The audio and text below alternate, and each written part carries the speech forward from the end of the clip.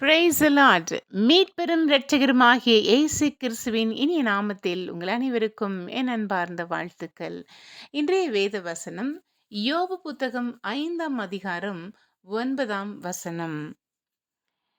ஆராய்ந்து முடியாத பெரிய காரியங்களையும் எண்ணி முடியாத அதிசயங்களையும் அவர் செய்கிறார். அல்லேலூயா. He does great things too marvelous to understand. He performs countless miracles.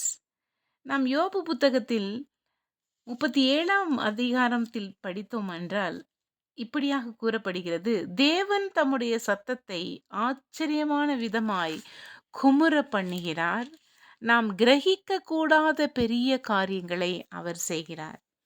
ஒரு சில நேரங்களில் எனக்கா இத்தனை கிருபை ஆண்டவரே என்று நான் அடிக்கடி கேட்பேன்.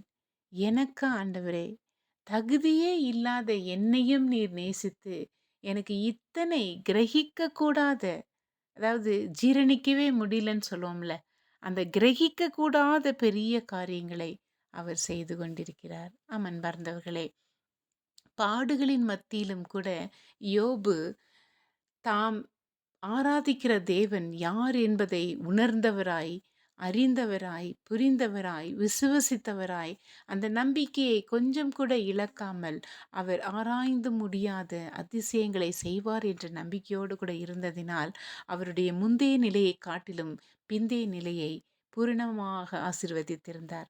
அப்படி கூட நாமும் நம்முடைய பாடுகளில், நம்முடைய துன்பமான நேரங்களில் கூட, யாருமே நம்மை புரிந்து கொள்ளாத நேரத்திலே, கைவிடப்பட்ட நிலையிலே கூட தேவன் யார் என்பதை அறிந்தால் அவர் நமக்கென்று வைத்திருக்கிற அந்த பங்கை நிச்சயம் கொடுப்பார்.